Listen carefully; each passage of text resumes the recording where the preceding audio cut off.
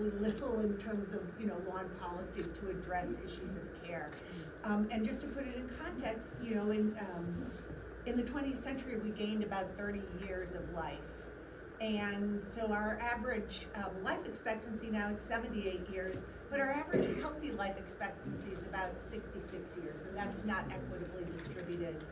And so that means that tens of millions more people are gonna need care in the coming years. And we are utterly unprepared in terms of policy, in terms of law, in terms of services, and in terms of the culture. We really don't want to think about aging. We don't want to look at it. It's a really daunting issue. The way that I think about it is we want to get old, but we don't want to really be old. And what that means is that, sort of this longevity paradox of putting so much effort into living longer lives, but way less into the quality of the extra time that we've gained, is that we are unprepared for aging's challenges, but we're also unprepared for what matters most and what is most beautiful, the gifts of aging. And there's a lot of complicated stuff that comes with aging no matter what, but we can bend the arc.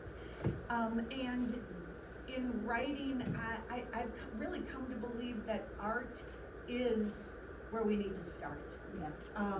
Because it's just so fundamental, and as I was thinking about our conversation, it seems to me that there are sort of at least 4 roles for art that bring together all of us here on the panel. That it's a vehicle to reflect, illuminate, witness what's actually happening in our lives. It's also a way to grapple with the really hard stuff, with the losses and the burdens and the guilt and the fear. It also, art is also, some of us are friends with a woman named Ann Basting who works in art and aging issues.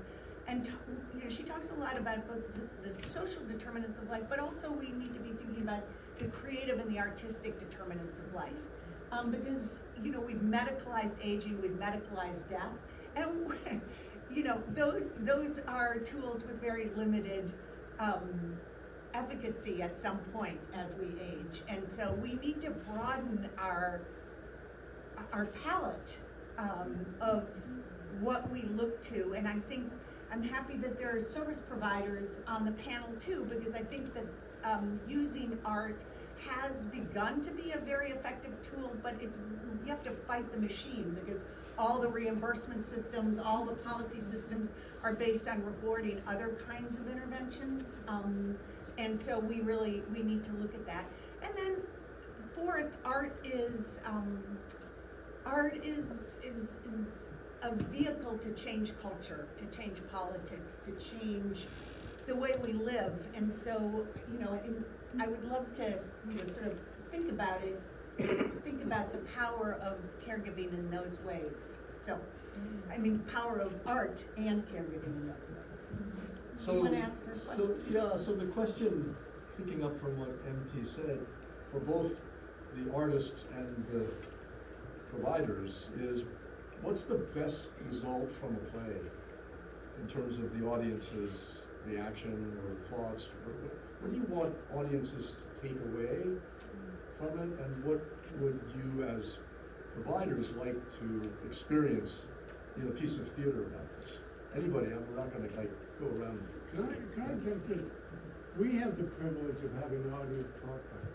Mm-hmm. And we were talking about coming today. And I've done the show now in 18 months. I'm doing it almost 50 times. We always have a discussion with the audience.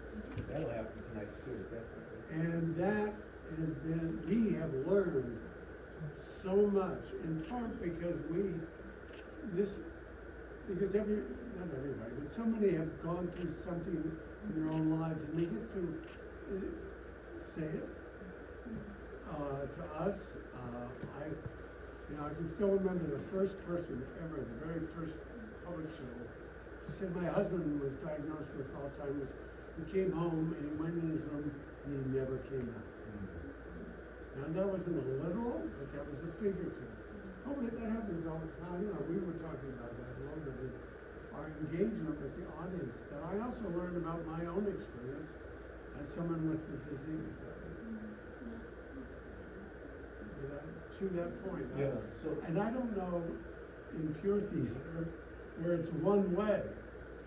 I don't know if you know what it, I mean, I've been taught.